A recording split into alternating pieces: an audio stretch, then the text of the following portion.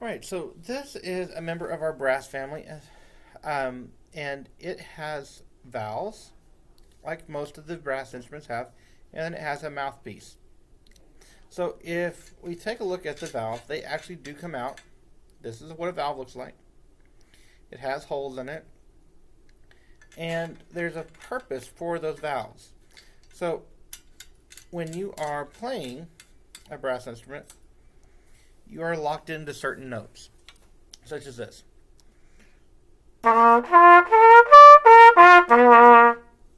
those are the only ones you can get on that fingering. So I didn't play any valves. So that air goes straight through and comes out the bell. When you are pressing a valve, though, it adds some length to the tubing. It goes through here, then it has to go back through, and then it goes up and out the bell. So that tubing adds some possibilities for us to play easier. So that's the reason that the valves have the holes in them. It allows the air to pass through these other slides. So how do we play a brass instrument? I've heard lots of people say, we just blow into it. Well, if I blow into it, nothing comes out. If I blow and I wiggle the valves, let's see. Still, I have no sound coming out. So the trick to these instruments is that you have to use your lips. So you're going to put your lips together like you're saying the letter M, and then you're going to blow through them, and you are not going to separate your lips. So when you do it, it should sound like this. And that's what the actual instrument is your lips. These are like big amplifiers. Kind of changes the sound a little bit, but that's what it is actually playing. That's what causes the vibration, because all music is vibration. So that's how we change our notes. The valves help us get those different pitches in lower ranges and stuff, though. Makes it sound a whole lot better. So we have.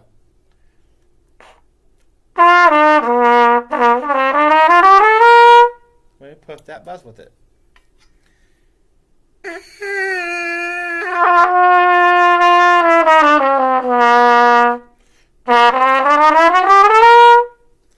So let's see. Do you recognize this song? See if you can figure out what song this is.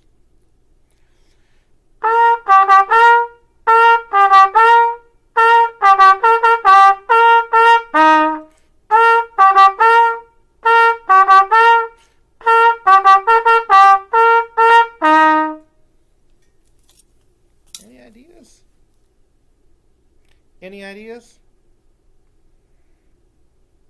It was Peas Porridge Hot. Great listening today.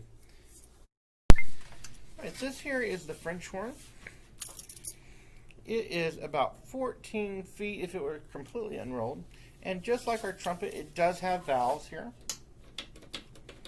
And on the back, if I turn it around, you'll notice that unlike the trumpet valves that go up and down and have the holes, these are a little bit harder to take out, so I won't take them out.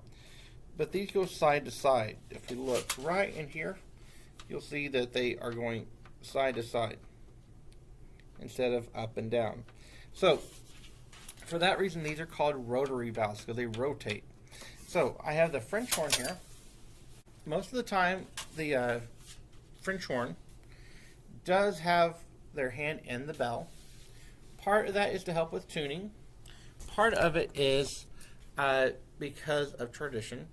Because a long time ago, they didn't have the valves, and they would have slides that they would take out that were called crooks, and those would allow them to change what notes they could play. So we have just the regular horn, no valves at all. We'd have these notes.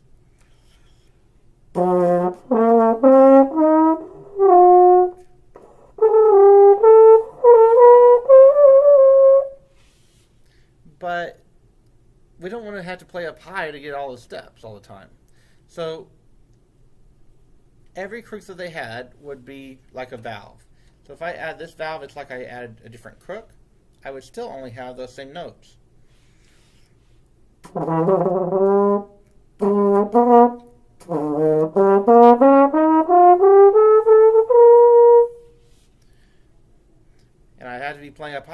those steps. So they decided, I don't really want to do that.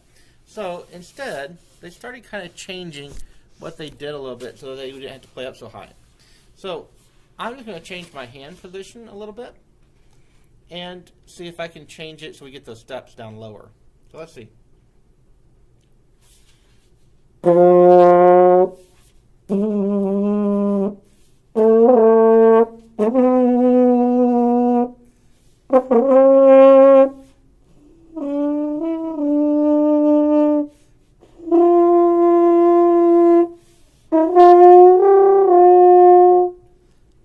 So when I did that, I was able to get all those steps. And because of that, maybe the music doesn't sound quite like it does now, but it might have sounded similar to what we know nowadays. So let's see if we can play a song on it.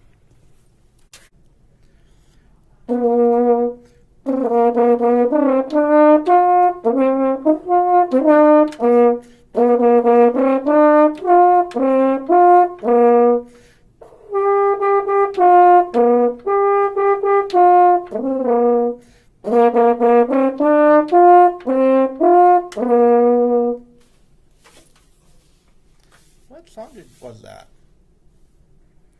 If you said Button, you must wonder, you are correct. Great listening.